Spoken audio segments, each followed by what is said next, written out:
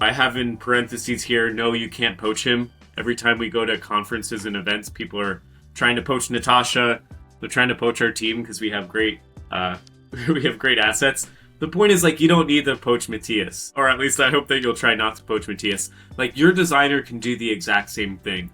And what I'm trying to show you today is, and over the past couple of weeks, is if you just sit down, you put in the time, you go through this process, although it's very, very long, you can accomplish the exact same thing. It's just going to take time. Remember, like I said in the first workshop, there's two inputs in your business. You have time and you have money. So either you allocate some of your team's time to go and do this themselves, or you spend the money and you go and work with an agency. Otherwise, just not getting this done, saying, well, we haven't touched our creatives, we haven't touched our images in quite a while, not worrying about this, not focusing on this is not the answer.